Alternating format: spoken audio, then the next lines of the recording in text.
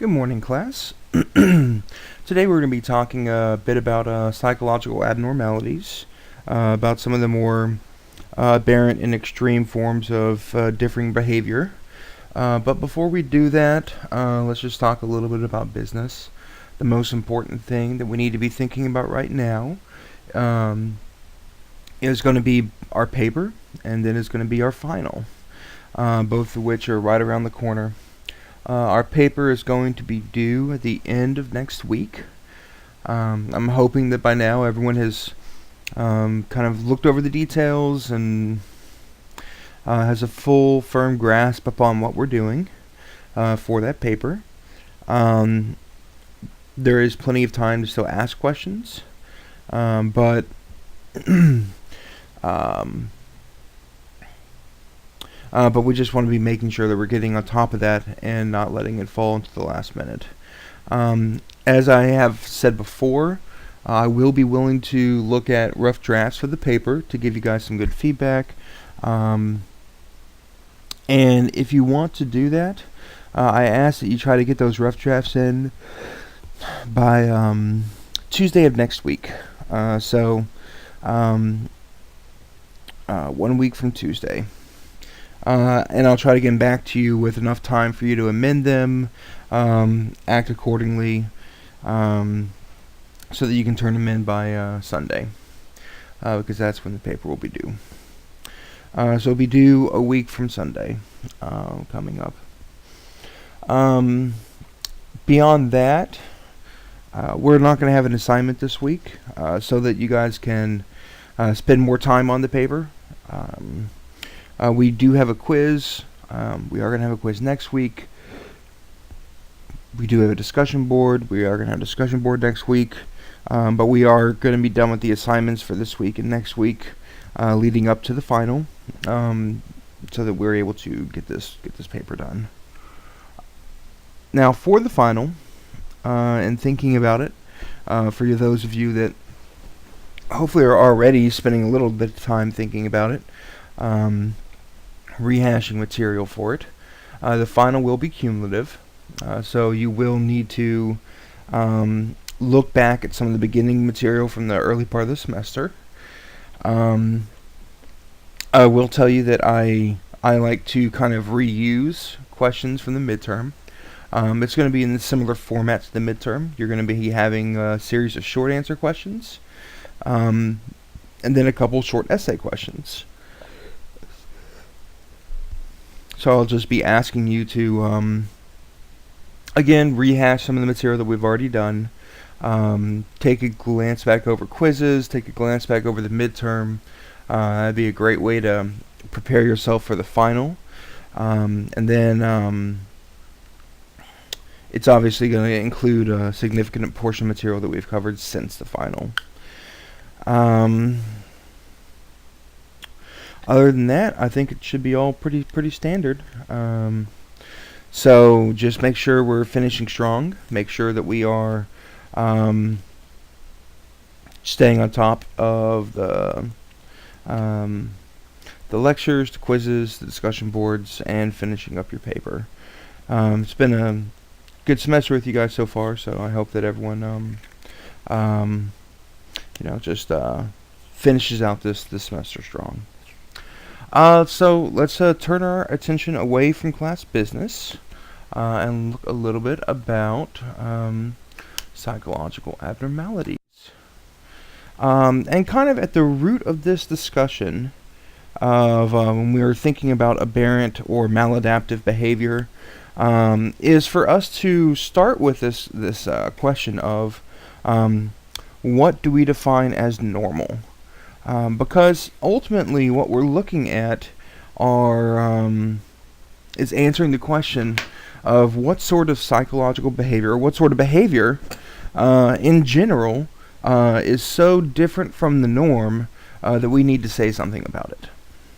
That we need to say something about it at a professional level, at a psychological level, that we need to make sense of it.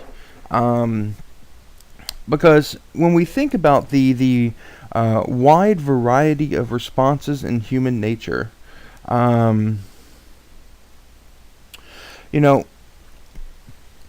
take kids to an ice cream parlor, um, and you say you can get whatever flavor you want, and you know, a third of the kids go get chocolate, a third of the kids go get strawberry, a third of the kids go get vanilla, and then like, let's say 2 kids start licking the table.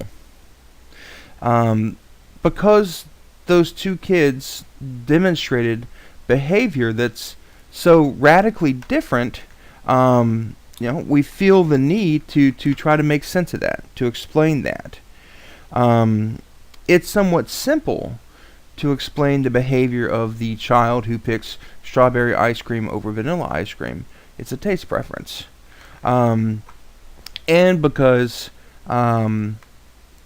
each of the different children within kind of like a normal response demonstrate this very minor taste preference, what we end up saying is that that's psychologically normal behavior.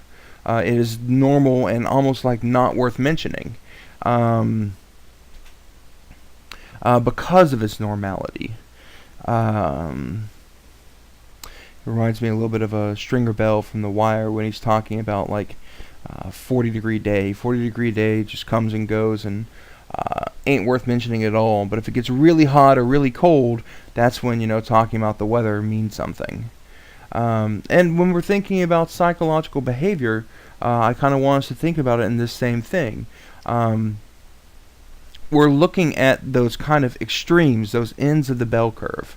And this is where, when we were talking about the bell curve for the sake of intelligence and mapping out extremely high and extremely low intelligence as being worthy of special definition, we're kind of doing the same thing here. Because if you remember, someone who plots really, really high on the intelligence spectrum, we call them a genius. And someone who plots really, really, really low on that bell curve, we would say is intellectually handicapped or developmentally challenged in some way. But the rest of the people that fall within, those 2 to 3 standard deviations of intelligence, have no special merit. They're normal. They fall within these normal expectations, these normal ranges. So when we're thinking about psychologically abnormal behavior, we are thinking about something that is very extreme, extreme in its own right. And so what I say here is that normality becomes synonymous with average, because this is what we're talking about. We're talking about average aggregate behavior. An abnormal behavior falls onto what we would call a sort of spectrum. Spectrum from all the different permutations, from vanilla to chocolate to strawberry to licking the table. Now, within that spectrum,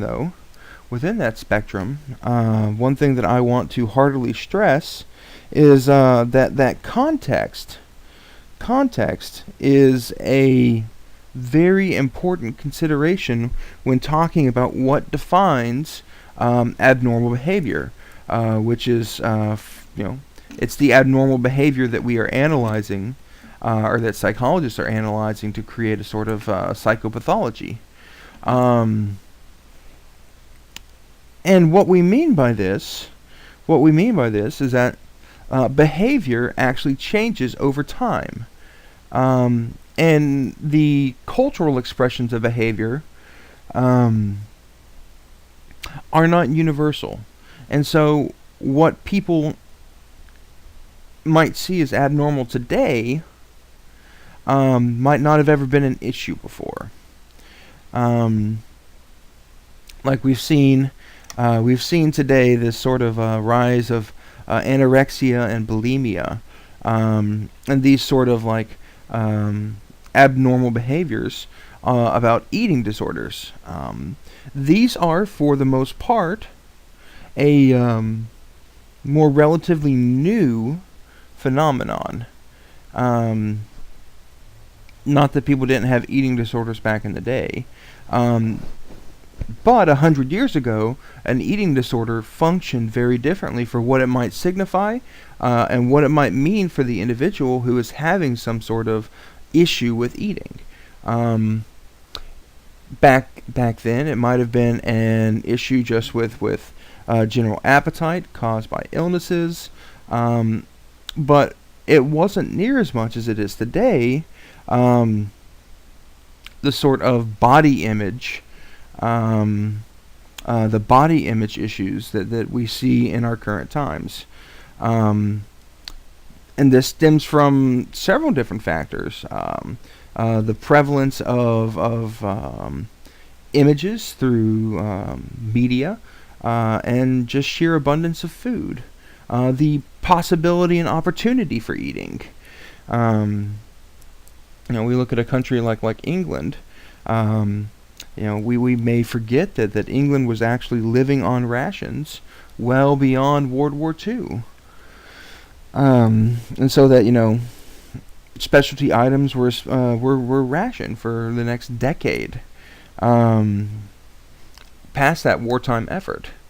And so what I'm trying to suggest here is that the way we conceptualize of anorexia and bulimia has dramatically altered between a time and a place where life was a little bit harder, food was not near as abundant, and you weren't confronted with the image of form on every magazine cover that you looked at, every TV commercial that you saw, every character on TV where you're sitting there staring at a screen all day, every day.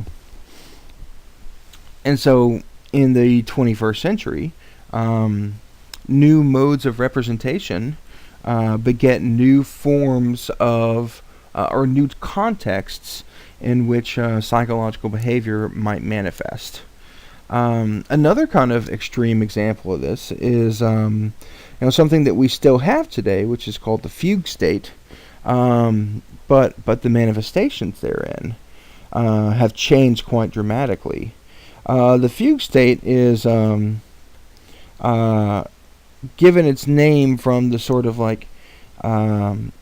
death-like appearance of the person going through it. They're like dead to the world, dead to themselves. They might be functioning, but they may not realize what they're actually doing. And in the early 20th century, when trains were starting to take place of this sort of modern scientific phenomenon, people in Europe had this weird habit of hopping on a train and traveling across the continent in this sort of fugue state, not realizing what they were doing. And they would wake up in different countries and not know how they got there. Coming out of this sort of again, this fugue state that was put upon them. So you saw this very weird manifestation of technology and culture, and it's kind of all but disappeared. Driving doesn't work the same way, and so people aren't really doing this the way they did 100 years ago. This sort of transportation through fugue state has all but disappeared, and it's not necessarily because psychologists have figured it out and solved the problem, but because the context in which people are participating in it has been altered. And so that's a very, very important thing to think about when we're talking about all these psychological abnormal behaviors, is that we are talking about a current contextualization of what it means today. And these things have altered. These things have changed. The way in which we see them has dramatically changed. The way in which we treat them has dramatically changed. And part of this is coming from the practice of psychologists. This is kind of similar to what we talked about last week with sex and gender. Um, the practice of psychologists to question their own teachings, to question their own assumptions, to question their own conclusions, and to then draw new conclusions that is more, don't I guess I could say, up to date um, with their current times, with their current contexts. Um, so when thinking about normal behavior too, one thing that I do want to stress as well is that there is also a difference between a psychopathology and nonconformity. Um, Nonconformity is something that we might describe as sort of abnormal behavior with a purpose. Abnormal behavior that is administered and controlled and understandable, um, like teenagers rebelling. Um, we want to say that you know it is a common practice for teenagers to rebel against the previous generation in some way, and maybe that leads to you know the greasers of the 1950s with slick back hair and John Travolta and Grease type thing, or maybe it leads to like the British punk scene, but whatever it is, these people are acting in ways that adults like to characterize as crazy. Adults might want to characterize as like psychologically abnormal, but what we're seeing here is a very normal sort of response, which is creation of a new identity through rebellion against the older identities, i.e., kids wanting to be kids for the sake of not being like their parents. We don't want to be drab and old and dusty and crusty, and so we're going to be young and hip and cool in whatever way that manifests. And even though it might manifest in very different things between different cultures, it's still the same sort of root action being operated. Whether kids are going to raves or they're just I don't know, holding up in a basement and playing Dungeons and Dragons. It's all kind of the same avenue of more or less teenage rebellion. And so even if it does not conform to expectations, its practice of nonconformity, it's not a psychopathology. Because it's something that has been like explained, there's clear reasons for it. It's not just it's like not schizophrenia. It's not an anxiety disorder. That's something that a person is more or less suffering from. Just because you dress your hair up in a mohawk doesn't mean that you are operating under some sort of psychological condition. You could just be rebelling from your family.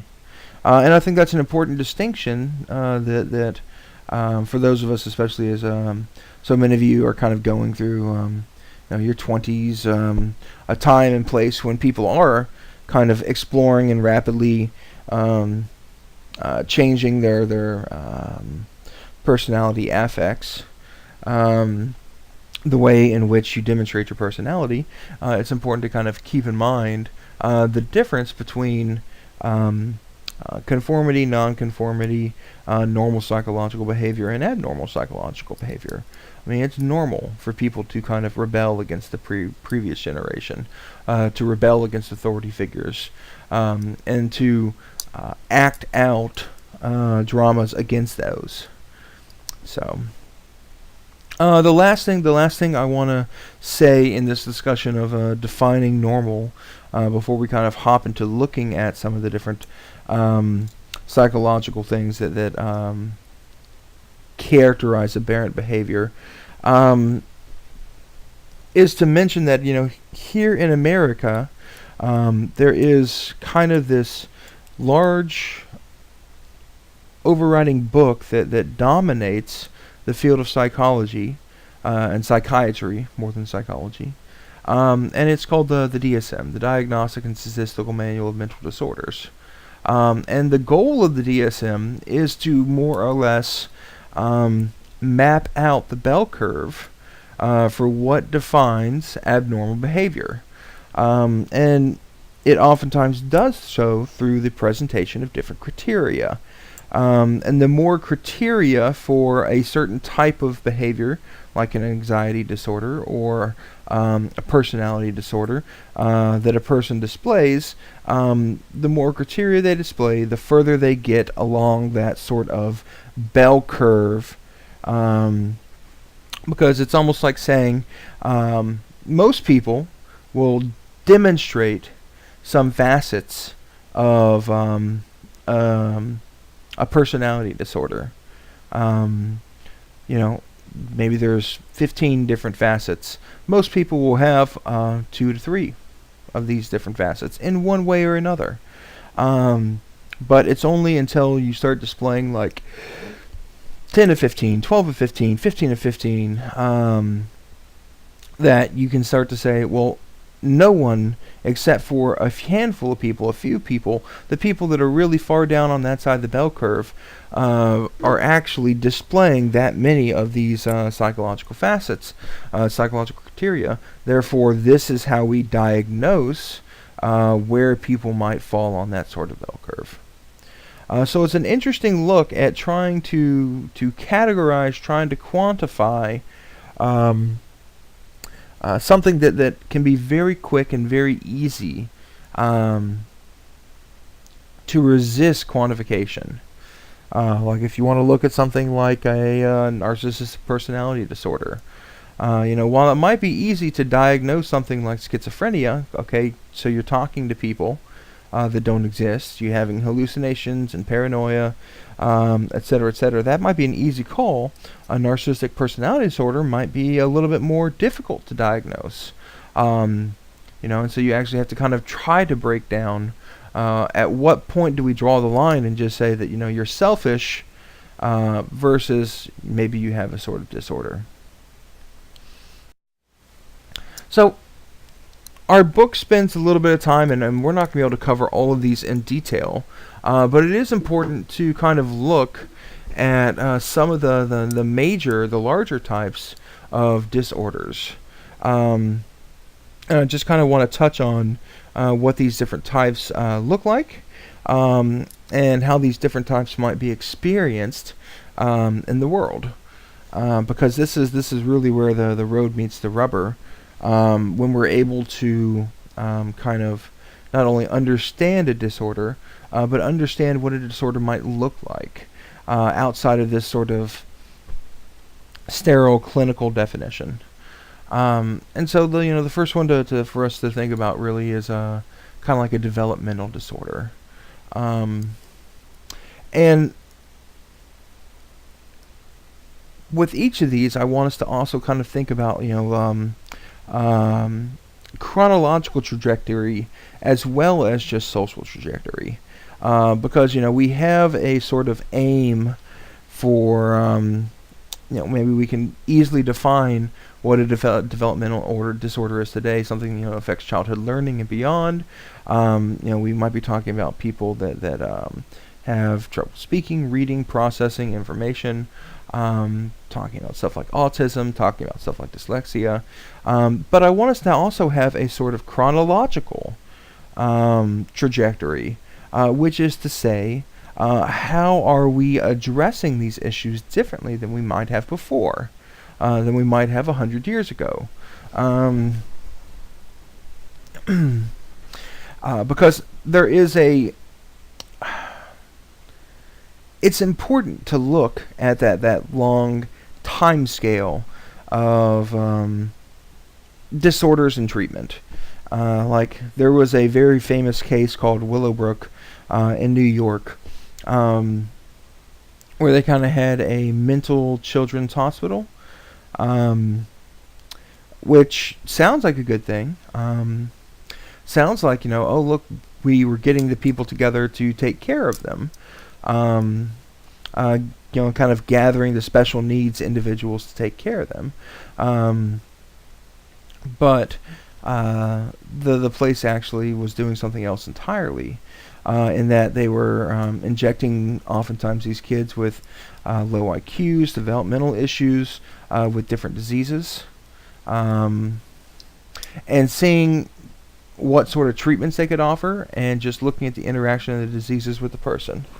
Um, and so, and then there's also numerous issues of like sexual abuse that came out of here. Go figure, when you're willing to inject kids with like herpes, um, that you're not too concerned about the treatment that your staff gives them. Um, and so it actually became this horrific kind of nightmare scenario where we gathered together a bunch of developmentally challenged people with children with developmental disorders, and then mistreated them, all in the name of science. Because we saw them at that time and place as this sort of like defective unit. And so I would say in several ways we've kind of transitioned beyond that.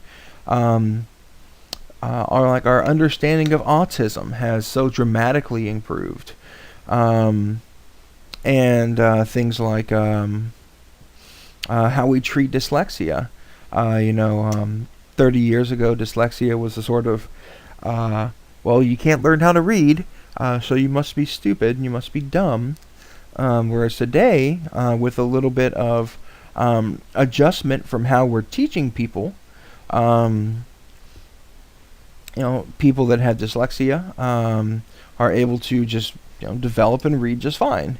So what we have is a significant steps being taken forward in our understanding and our cultural adaptation to development disorders. And whether we're talking about things like autism, which are sort of like processing disorders that offer developmental challenges, or people that have like more or less extreme mental retardation, and are just thinking about like handicap programs that have developed for working. There's been a large change in both our cultural appetite, our cultural awareness, and the cultural response to people with special needs. Another disorder type is our depressive disorders. And the one thing that I mentioned here, and we're not going to be able to spend 5 minutes on each disorder, unfortunately. But when we're thinking about depressive disorders, there's really kind of two different types. There's one that is both exigent and one that is non-exigent. There's one that is dependent upon scenarios and circumstances, and then there's one that may not be. And understanding the difference between the two is understanding the difference of how you handle it, and your needs when working through something like that. So when I think about something that was kind of exigent, I had through a very major depressive state after the death of my father. And you would say, well, that's grieving. Yes, grief is a sort of depressive state where you can be in very sharp grief, potent grief, but it is still contingent upon a sort of external circumstance. And as you start to get time and distance from that circumstance, the mood, the affect of the individual can improve. And this is very different from other types of depression that can be much more, dare I say, dangerous to the individual.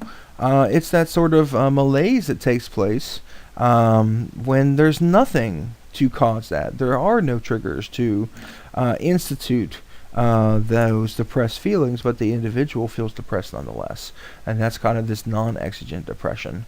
This sort of depression that just hangs over a person without cause, and when there seems to be no cause, there seems to be no possibility of remedy, and how dangerous that can be. Um, Another form of disorders are trauma disorders. Um, and we can think about the rise of PTSD. Um, and this is where we have taken um, something from that wasn't widely recognized, um, and we actually we get this term PTSD basically out of combat psychology. I hope that we remember when we first kind of talked about Freud, he changed his perspectives on a lot of his issues, and he adapted and improved his issues on a lot of perspectives when he was thinking about from working with soldiers from World War One, and our conceptualization of PTSD has actually been developed through looking at soldiers from Vietnam and looking at soldiers from the Gulf War. And so we had this sort of changing in our conceptualization of how does trauma affect people by looking at these military individuals who suffer trauma. And it's from those interactions that we actually created this entire classification of these sort of trauma disorders, where it's not going to be just people from who go to wartime experiences, but those same sorts of symptoms of anxiety, increased heart rate, flashbacks, etc., can come from like sexual abuse, can come from just random things like car accidents and life and death scenarios that don't involve someone trying to kill you, but are equally dangerous and psychologically potent nonetheless. And so we had this sort of field of psychopathology develop from the study of soldiers, and the kind of willingness to look at what issues they were facing. One of the very kind of like clear and stereotypical almost disorders are schizophrenic disorders. And those are the things that kind of fall under that classification of the hallucinations, the paranoia, hearing of voices, imagined realities.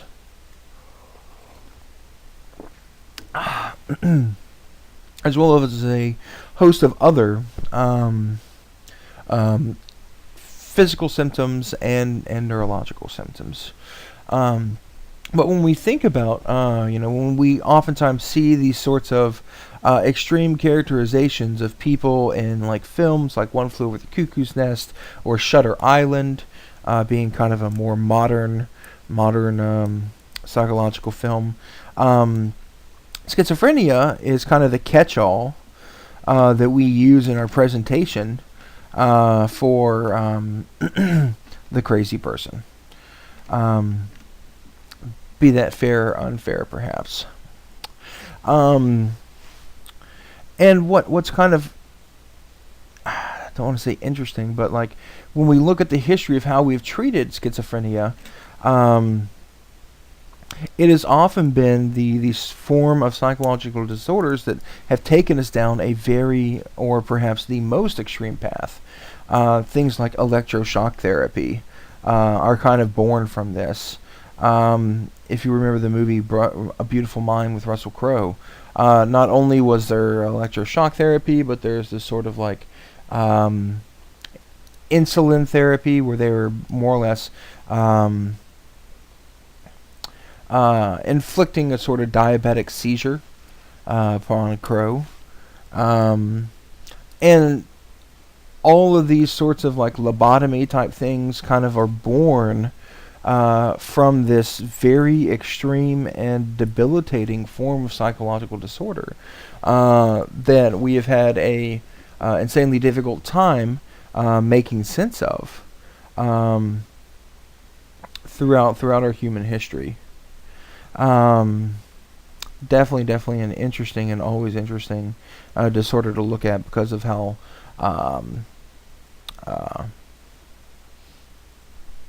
dangerous to the individual, dangerous to the those around them, and atypical schizophrenic disorders have become. Eating disorders are another form of, and I talked about this before, how it's something that's kind of a advent of the 20th century, an advent of a disorder that we commonly did not possess before. Potent nonetheless, but also something that is very much related to our current culture and our current context. And so the way we see eating disorders today is quite thoroughly unique from the way we've seen eating disorders or the description of eating disorders in the past. And so, what might have been a physical loss of appetite due to illnesses or other things in the past now might be a psychological loss of appetite. Or promotion of this sort of ultra thin culture. I remember the kind of almost disturbing journey I took one day because I was helping a friend research this topic, looking at like there's this term ANA for anorexia, and it was looking at websites that were promoting a sort of like pro-ANA lifestyle for women. And these girls were talking about how, happy and thrilled they were to purge their bodies because they knew it was going to promote the sort of ANA lifestyle that they wanted. And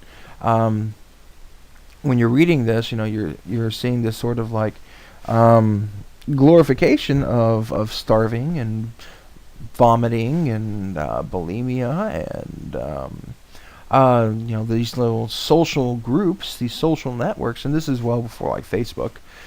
This is back in like Zanga days almost. There's a term most of you guys may not even be familiar with. But these communities that were born out of very, very intense and distressing and kind of disturbing psychological scenarios.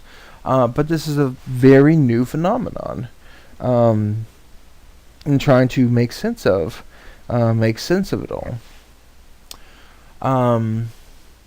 Definitely another sort of really potent disorder is anxiety disorders. And this is something that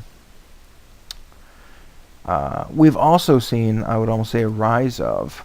The inability to handle changes in psychological stressors. And that's part of it, but another part of anxiety disorders are the very sort of like common phobias that we have. Agoraphobia, fear of open places, arachnophobia, fear of spiders. And when we think about phobias, there's definitely always a sort of weird line that gets drawn. Because on one hand, fear of darkness is a evolutionary response to the dangers of darkness, since we are in fact daytime or diurnal creatures. Darkness is not our home. Darkness signals that which we cannot protect ourselves from, those dangers from which we cannot see. Darkness is a perfectly reasonable thing to be afraid of. So what constitutes people that have a phobia of the dark? It's that sort of difference between functioning and non-functioning. How much does your fear of the dark affect you? Like a healthy response towards fear of darkness is to turn on a light, to get a nightlight in the room, to light a match, to reassure yourself that everything is fine and proceed accordingly. Or maybe, to look for reasons things are not fine and act accordingly in that way. Unhealthy responses are to become paralyzed with fear, to become panicked to the point of non-function. And so, again, think about this sort of spectrum that we have brought up a couple times. There's going to be some people who are like, I'm not afraid of the dark ever, and they're just going to kind of traipse along, never bothered by it.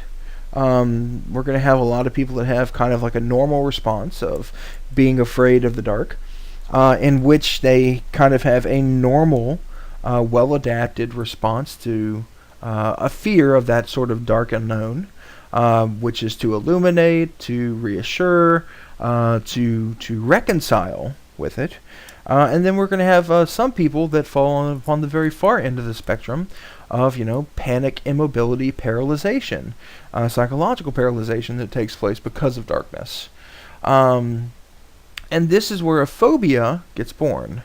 Phobia is created from these sort of like partnering of really strong reaction with maybe common triggers.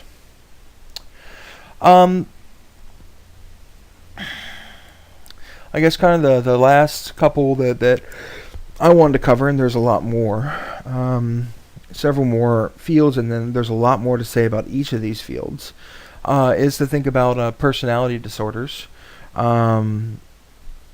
that like bipolar personalities or narcissistic personalities.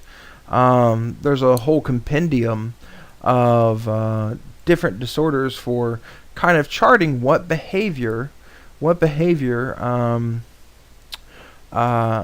might be defined as abnormal, and the kind of singular factor that unites all of them, because we are all going to be abnormal in some ways, granted. But the thing that makes one of these things a disorder is that it prevents people from having that sort of normal, healthy, functioning, I guess we would say high-functioning adult life. Which involves things like holding down jobs, which involves things like developing committed relationships, not necessarily husband-wife or whatever other version of that, but with friends. It is normal to develop kind of long-term relationships with people, to be connected and committed to the world in which you live. Now, we could always attack these things by saying, these sorts of normalities are not fit, and maybe other criteria should be used. And there are definitely people out there that do make that argument. But when we're thinking about personality disorders, we're talking about those things, those issues that prevent people from kind of experiencing these sort of normal, routine, high-functioning adult human experiences. And so once it gets in the way of that, maybe my stamp collection, not that I actually have a stamp collection, might be seen as an oddity. It doesn't necessarily get in the way of real life, real world, normal things. But if the stamp collection that I possess was the only thing I ever spent any time on whatsoever, we would probably start to say that this is a sort of obsessive tendency of mine, and it is functioning. If you quit your job so that you can go hunt down stamps more efficiently, you stop talking to your family so you can start hunting down stamps more efficiently, then we have probably traversed that boundary between normal, strange, quirky, unique behavior that makes all humans interesting humans and something that's into that area of a personality disorder. The last thing to have us talk about is sleep disorders. And the thing that I thought interesting about sleep disorders is that a lot of other disorders can be heralded by changes in sleep patterns. As people start to develop depressive disorders, anxiety disorders, changes in sleeping patterns is one of those diagnostic criteria for understanding changes in other behavior. And so sleep is one of those central figures for understanding why we do what we do and the importance therein. So I just wanted to kind of like call that one out specifically as saying that sleep disorders can be a gateway to a whole compendium of other issues. And time permitting, we can look at when you read your text, you'll be able to see other disorders. So I want us to spend the rest of the time that we have, which is only a handful of minutes, looking at some of those causes for different psychological disorders, as well as briefly describing the differences in treatment options that some people have, depending on what is going on, might be offered. When we're thinking about psychological disorders, one of the first things to think about is genetic history. What are the sort of issues come from prior generations? Because those things that are in your genetic makeup, just like it's an issue for stuff like cancer, can also be an issue for psychological disorders as well. And so that's definitely a big one. Like there is a strong tendency in my family for alcoholic abuse.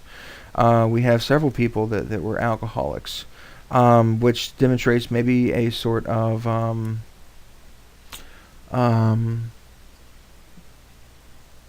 addictive personalities or tendency towards addictive personalities. Because there's plenty of people that can drink and don't have problems, but people that have a sort of addictive personality might drink and have problems at the same time. Be unable to stop drinking when it's not beneficial. And depression kind of actually goes hand in hand with alcoholic issues. But another sort of thing that I, as a person, need to be kind of keenly aware of when I'm thinking about, how am I doing, my mental health, et cetera, because there is a sort of genetic predisposition towards passing these sorts of things on. Schizophrenia is definitely a clustered sort of affliction. There can also be psychological stressors.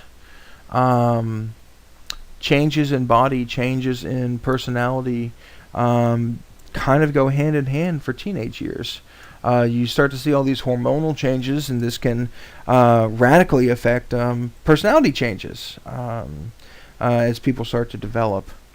You can also see like anxiety issues and personality issues can be triggered by the stress of job and family. And then there's obviously, if you know anything about something like postpartum depression, is being triggered by the stressor of becoming a new parent. Family environment, family factors can be can have a large role in, and that's mainly in part because this family environment, a place where we are supposed to have a sort of nurturing, if it ever becomes a place of deprivation, can help to promote sort of unhealthy cycles, unhealthy repetitions, and become a very dangerous and deleterious place for a person's psychological well-being. Last factor, one factor to think about, and again, this is something we're just touching the tip of the iceberg, is socioeconomic conditions. We looked at this case called affluenza in one of my ethics classes, where someone argued in court that this person was too rich to know right from wrong. They suffered from affluenza. So it was okay, it was justified that he killed 4 people in a car wreck driving drunk because he just didn't know better. But aside from that, the stressors of poverty can lead to many other issues. And so again, like your economic condition can very much affect, it has been documented to affect, psychological conditions as well.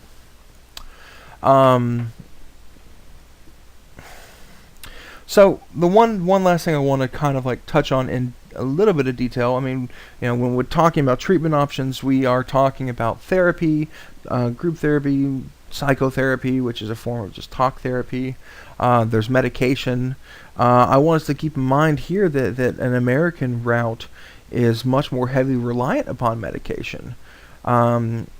And this is not a universal practice. There's plenty of places across the world where medicine is not the sort of pill form cure-all, panacea, for whatever ails you. And that's an important thing to keep in mind. That one of the heavy criticisms levied against the DSM is that it is too heavily reliant upon giving people pills, upon treating every psychological ailment chemically. And it's one of the main kind of criticisms that has been levied against it. But another thing that I want us to be aware of is a very important philosopher, Michel Foucault. And he kind of traverses the history of the mental institution. He's a sort of a genealogical scholar. So what he does, instead of just looking at an idea in its form today, he studies the evolution of an idea of form, evolution of the form of an idea, and he actually draws the roots of the mental institution in this book on madness.